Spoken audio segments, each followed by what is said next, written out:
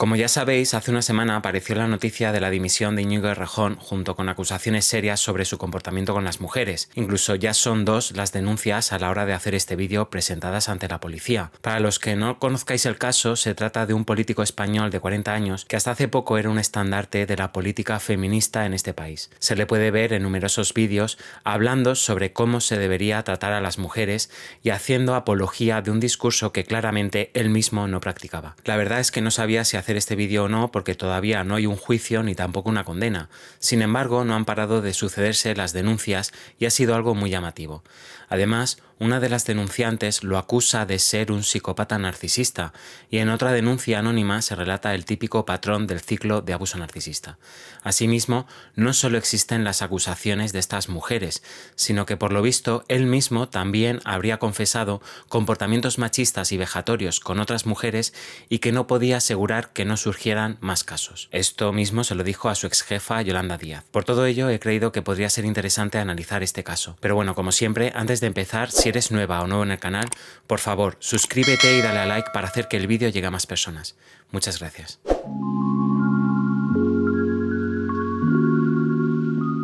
Lanzo esta pregunta al principio. ¿Puedo analizar el caso de Íñigo Errejón? Bueno, antes de comenzar quiero recordar que no estoy diagnosticando a nadie, tan solo especulando qué podría estar sucediendo en una situación como esta y aportando algunas de mis opiniones. También dejo claro que en ningún caso voy a hablar de política, sino de psicología y de los conceptos que manejamos en este canal aplicados a este caso. Y es que, en primer lugar, lo que he visto y que más me ha llamado la atención es que todo el mundo lo lee en su propia clave, es decir, machismo, feminismo, psicopatía, narcisismo. E incluso he llegado a escuchar a un psiquiatra muy famoso en la tele, el doctor Gaona, hablar sobre cuestiones de poder. Y él explicaba que desde su punto de vista y desde las personas que él conoce en puestos así, conforme más poder adquiere alguien en un puesto de responsabilidad, como puede ser un político, más poder puede reclamar este después en los demás ámbitos de su vida. Y es que, según esta forma de verlo, el poder no solo corrompe a alguien a nivel económico o moral, sino también a nivel relacional. Es decir, esa búsqueda incesante de poder se extendería como una mancha de aceite a todos los demás ámbitos de esa persona. Aunque, contradiciendo esto, existen voces que señalan que Errejón ya se comportaba así antes, incluso en sus años universitarios hace 2 décadas. Con todo, desde el machismo hasta el poder, pasando por el narcisismo, todo el mundo aporta su grano de arena y su cristal con el que lo ve todo. Desde mi punto de vista, cada concepto contribuye a explicar lo que podría estar detrás de su comportamiento, pero se me hace muy difícil ver esto solo en clave machista, en clave narcisista psicopático o en clave de poder. Desde mi punto de vista, estos conceptos por sí solos pueden quedarse un poco cortos a la hora de explicar un caso tan complejo. Y no digo que no haya machismo en el caso de Errejón, por ejemplo.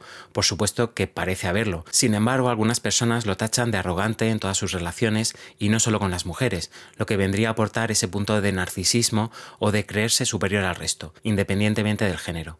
Tal vez, en un caso así, todos estos factores se hayan conjugado de tal manera que hayan cristalizado en un caso tan complejo como este. En segundo lugar, me gustaría hablar del shock. Tengo que decir que para mí fue un shock el conocer esta noticia, y no porque Íñigo Errejón sea santo de mi devoción ni nada de eso, sino porque simplemente me creí su máscara. He visto vídeos de youtubers y figuras públicas que lo conocieron y que aseguran que en las distancias cortas ellos notaban que algo no iba bien. En el caso, por ejemplo, de la youtuber Aime Román, habla de un mensaje de texto que le mandó a una amiga suya periodista y que no le gustó porque para ella fue del todo inapropiado. Aún así, le entrevistó tiempo después, pero sintió algo en sus entrañas, como que algo no estaba en su sitio. Otras personas que lo conocieron en sus tiempos universitarios hablan de una altivez en su comportamiento y de un trato arrogante con los demás. Bueno, y entonces, ¿por qué digo lo de shock si yo no lo conocía? Pues precisamente por eso, porque por la tele daba una imagen de alguien totalmente comprometido con un montón de causas, desde el feminismo, pasando por la salud mental, hasta otra serie de asuntos sociales que me hacían pensar que era alguien que se tomaba en serio lo que decía. He querido hablar del shock porque no solo me lo he llevado yo, sino que yo creo que más de media España. Además, esto me gustaría enlazarlo con lo que suele suceder en las relaciones narcisistas, y es ese shock o choque brutal contra una realidad que hasta el momento uno desconocía. Los narcisistas, en este caso los encubiertos y también los psicópatas integrados, suelen esconder muy bien quiénes son ellos en realidad. Cuando los familiares, amigos o pareja descubren la realidad que este tipo de personas esconden, suele producirse este shock y esta sensación de despertar de un largo letargo en el que se había estado hasta el momento y del que ni siquiera uno era consciente. Y cuando uno es consciente porque tiene a veces esas sensaciones de que algo no está bien, enseguida el narciso o psicópata despliega todo su arte a la hora de manipular. O también lo que suele suceder es que uno empieza a dudar de sí mismo y de sus propias percepciones, tachándose a sí mismo de exagerado, de estar confundiendo las cosas y de ser demasiado dramático o crítico. Como digo, los que no conocemos a Errejón más que por sus intervenciones en los medios, no tenemos con qué comparar, salvo esas intervenciones, por lo que el choque puede ser incluso todavía mayor. Y aquí me gustaría hablar del siguiente punto, y es la máscara. De alguna manera todos cumplimos con diferentes roles sociales que son muy distintos los unos de los otros, pero que configuran quiénes somos en nuestra totalidad. Es decir, no es lo mismo nuestro yo profesional que nuestro yo con nuestros amigos, que como padre o como hermano. Sin embargo, esas diferentes versiones de nosotros mismos que cumplen con funciones diferentes simplemente atienden a distintas áreas de nuestra vida. Por decirlo de alguna manera, seguimos siendo reconocibles, pero desempeñando un rol distinto en cada caso. Sin embargo, cuando alguien descubre una máscara en otra persona, normalmente es una imagen que está justo en el lado opuesto de quién es esa persona en realidad. La máscara suele ser un giro de 180 grados de cómo se presenta esa persona ante los demás. Por eso es tan chocante. En este caso, Errejón habla en su comunicado de una diferencia entre personaje y persona, y esto me hace pensar que en su caso había una diferencia muy grande entre cómo se presentaba ante el público y cómo era él realmente. Además, también hace que me cuestione sobre si las personas públicas con determinado alcance, solo por el mero hecho de serlo, crean esta imagen artificial de ellos mismos que nada tiene que ver con ellos. En cualquier caso, aquí estaríamos hablando de una máscara, y como hemos visto, es una máscara que está confeccionada en las antípodas de cómo es esa persona en realidad. Es en esos momentos, cuando uno descubre una máscara, tan típica por cierto en los casos de abuso narcisista y psicopático, cuando se produce ese shock y ese despertar a una realidad mucho más incómoda y, por qué no decirlo, pesadillesca. Y es que la persona despierta a una realidad mucho más inquietante, aterradora o surrealista, como si ésta perteneciera a un mal sueño. No voy a decir que este sea el caso de Errejón, porque obviamente la mayoría de nosotros no lo conocíamos, pero sí que ha habido ese shock en muchas personas. En cuarto lugar, la doble vara de medir. Haz lo que yo digo, pero no lo que yo hago. Y es que si hay algo que sale a relucir con todo esto, es esa doble vara de medir. Normalmente las personas con esta máscara tan opaca son las primeras en decirle a los demás cómo deben de pensar, sentir y comportarse, sin reparar lo más mínimo en cómo se comportan ellos. Y si reparan en ello, no hacen ninguna enmienda. Esto es lo que comúnmente se llama hipocresía y cinismo. En los peores casos, ese engaño les da cierta sensación de poder y de control sobre los demás, ya que no solo te están engañando, sino que además tú no eres consciente de ello. Como siempre digo, dentro de la manipulación emocional hay un fuerte componente de engaño. El engaño lo impregna todo y forma parte del daño que durante y sobre todo después de esa relación recibe la víctima. En este caso, esta doble vara de medir pareciese que le ayudaba a mantener su máscara. Al posicionarse en las antípodas a cómo supuestamente es en realidad, tendría que ejercer ese papel de juez y verdugo con los demás, para evitar así que se pusiese el foco en él mismo. Y esto nos lleva al siguiente punto, y es el virtue signaling o señalamiento de la virtud. El señalamiento de la virtud es el fenómeno por el cual una persona no para de repetir lo bueno que es él y también su entorno. Se trata de apuntar que tienen cualidades que los acercan a los seres celestiales. Por ejemplo, resaltan su humildad, su bondad, su empatía, su disposición a ayudar a todo el mundo a todas horas, etc. Este señalamiento de virtudes viene acompañado normalmente de señalamiento de defectos en los demás, es decir, no se van a limitar a hablar de todas sus cualidades, sino que van a incidir también en los vicios y fallas de otros. Si lo analizamos bien, hablar sobre narcisismo y empatía de manera maniquea puede dar lugar a este virtue signaling también. Por eso mismo en mi canal siempre he dado espacio a los errores y conductas poco edificantes no solo de los abusadores, sino también de las víctimas.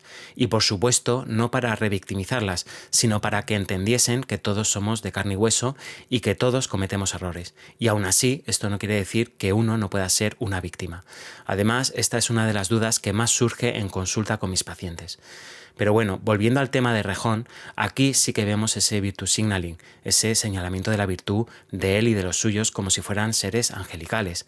Esta declaración se ha visto en multitud de vídeos y discursos. Y bueno, debido a esto son más chocantes todavía las noticias que vamos conociendo sobre el tema. Y ojo, esto no solo lo hace la izquierda, sino también la derecha. De esto no se libra nadie. En sexto lugar, la incongruencia entre lo que dice y lo que hace. En este caso, esto es también muy significativo. Debido a toda esa máscara que confeccionó, resulta extremadamente sorprendente que esta persona no solo se desviase unos grados de toda esa máscara que estaba proyectando, por decirlo de alguna manera, sino que le hiciese 180 grados. Vamos, que Rejón nos vendió la moto, por decirlo claramente, no solo a sus votantes, sino a todo el mundo en general. Esto es significativo también porque también se da en los casos de abuso narcisista. De hecho, uno de los consejos en este marco de referencia es que la víctima observe si hay congruencia entre lo que dice y lo que hace esa persona. Esto es una gran señal de advertencia cuando uno no tiene las cosas claras, y es que los actos valen más que las palabras, y en este caso este dicho cobra un significado todavía mayor. En su comunicado de renuncia, de hecho, señala que existía una distinción entre su personaje y su persona, y lo voy a citar. Yo, tras un ciclo político intenso y acelerado, he llegado al límite de la contradicción entre el personaje y la persona. ¿Qué nos querrá decir aquí? ¿Es un resumen de todo lo que hemos expuesto anteriormente? Pues probablemente sí. Y esto nos lleva al siguiente punto, el séptimo, y es su comunicado. Para los que queréis un resumen, pues yo y después yo. Patriarcado malo y neoliberalismo malo. Está lleno de una supuesta introspección que en ningún momento le lleva a hablar de las supuestas víctimas, ni tampoco de las acusaciones que apuntan a él, ni tampoco pide perdón. Supongo que esto forma parte de su estrategia legal, y es comprensible, obviamente. Sin embargo, muchas personas ven esta declaración falta de autocrítica, apuntando más bien a un desgaste emocional y físico por trabajar en política. Ya está. Es decir, se desmarca y se desentiende de las acusaciones. En octavo lugar, uno de los muchos comunicados contra él. A continuación voy a leeros el comunicado que me llamó especialmente la atención porque describe a la perfección un ciclo de abuso narcisista. A mí me pasó con un político que vive en Madrid, un político muy conocido. Me habían avisado del trato que le daba a las mujeres, pero dada su posición política no podía creerme que eso fuera verdad, así que aún así seguí. Es un maltratador psicológico. Esta es la dinámica que emplea. Ser extremadamente simpático inicialmente para engancharte, cuando ve que ha conseguido algo empiezan los desplantes y el gaslighting, siempre eres tú que no entiendes al diputado, por la tarde te muestra afecto e incluso te hace proposiciones de relación y a las 2 horas te echa de su casa. Si haces algo que no le gusta, te castiga con silencio e indiferencia para que vayas aprendiendo a respetar a Dios, que es lo que se cree que es.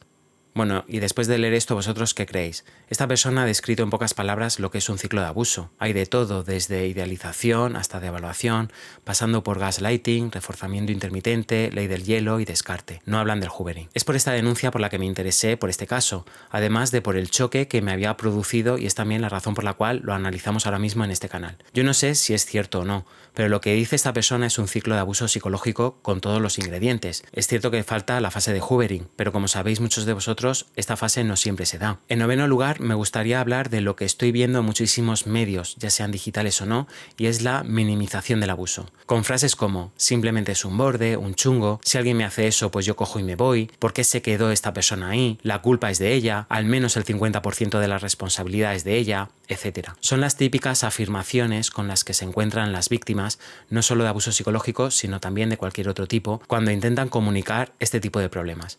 Hay descreimiento, revictimización, minimización y en muchos casos, lo peor de todo, intercambio de la culpa. Desde mi punto de vista, alucino con personas que creían más o menos versadas y articuladas defender lo indefendible. Veo cómo se les llena la boca diciendo que no solo existe la violencia física, sino también la psicológica, pero cuando tienen un posible caso de violencia psicológica delante de ellos, no solo no lo identifican, sino que también se ríen. Este tipo de frases, comportamientos y actitudes no crean un entorno adecuado para que las personas que han sido víctimas de un abuso se sientan cómodas y seguras al hablar de esto. Y esto no tiene nada que ver con ningún eslogan político ni nada de eso. Desde mi punto de vista es la realidad, que ahora después también hablaremos de esto. El traer a colación la posible responsabilidad de una víctima en su abuso es como preguntarle a un peatón atropellado en un paso de peatones que por qué no se apartó cuando vino el camión. Y sí, puede que tuviese algo de maniobrabilidad y de poder apartarse, pero ¿realmente estamos preguntando lo que estamos preguntando? Hay que tener en cuenta que las personas normalmente no nos enfrentamos a este tipo de situaciones en el día a día, es decir, no estamos entrenados. Además, una de las respuestas a un posible peligro es la paralización o incluso el querer complacer a esa persona, es decir, en cierto modo, una actitud pasiva o sumisa. Y esto no es porque se haya vuelto loca la víctima ni nada de eso, sino que es un mecanismo de defensa que se activa en nuestro cerebro para reducir al máximo los posibles daños ante un peligro percibido. Por lo que de verdad alucino con todo lo que se está diciendo en tertulias televisadas, radio, YouTube y todos los demás medios de comunicación. Esto solo señala el gran desconocimiento que hay todavía sobre este tema y la falta que hace que la población general esté bien informada. Y esto nos lleva al siguiente punto, y es el cuñadismo. Para los que sois fuera de España y no entendáis por qué hago uso de la palabra cuñado, esta palabra se viene utilizando en los últimos años para señalar a esa persona que de todo habla y de nada entiende. Ese tipo de persona que repite como un mantra y un papagayo eslóganes políticos que ha escuchado de uno u otro bando sin hacer el más mínimo ejercicio de reflexión por su parte. Y es que los partidos políticos construyen sus discursos sobre la realidad con eslóganes y frases manidas que repiten una y otra vez para que vaya calando en la sociedad. Sin embargo, en muchas ocasiones, estas frases distan mucho de cómo es la realidad de verdad. Como no paran de bombardearnos con estos mensajes para construir su relato, es muy habitual que después veamos el mundo a través de sus ojos. Pero la realidad choca una y otra vez con estos mensajes simplistas, ya que la complejidad del mundo real se impone una y otra vez. Por eso, en este caso y en muchos otros, tenemos que alejarnos de cuñadismos, de eslóganes baratos y abrir los ojos un poco más a la realidad, es decir, aterrizar a la realidad. En este sentido, desde mi punto de vista, el machismo se queda un poco corto a la hora de explicar este caso tan complejo. Y es que, por un lado, entiendo que no se quiera hablar de salud mental para no justificar de ninguna manera el maltrato, pero detrás de muchos casos, la salud mental juega un papel importante. Y aquí no me refiero a trastornos de personalidad o a la ausencia o presencia de psicopatía, sino a otros temas, como problemas de adicciones, que en el caso de Rejón él mismo ha reconocido. Editando esta parte del vídeo me he dado cuenta de que esta parte se puede malinterpretar. En ningún momento estoy defendiendo a este señor del supuesto maltrato por tener un problema de adicciones. Tampoco estoy diciendo que quien lo tenga es un maltratador. Lo que digo es que esta es una capa que conviene analizar también, ya que él mismo lo ha reconocido. Y cuando existe esta problemática es habitual que exista más riesgo a vivir situaciones de violencia, debido a la desinhibición de la persona. Y nuevamente esta explicación también se me quedaría un poco corta con todo lo que hemos visto. Por lo que enfocarlo solo desde el punto de vista del machismo me parece un poco reduccionista. Y además aquí también cabría analizar no solo el comportamiento del propio Rejón, sino también el de su partido. Ni el Rejón ni tampoco su partido han actuado conforme a los principios éticos que van divulgando por ahí. Ojo, y esto no es una opinión, es un hecho. Y esto no deja de ser tremendamente chocante y sangrante para esas personas que algún día confiaron en ellos. Y bueno, para los que queríais saber si Rejón es narcisista, psicópata integrado o narcisista encubierto, deciros que hay que ser prudentes, hay que ser responsables y una vez más aterricemos todos al mundo real. Está expresamente prohibido por el Colegio de Psicólogos realizar un diagnóstico a una persona que no conoces.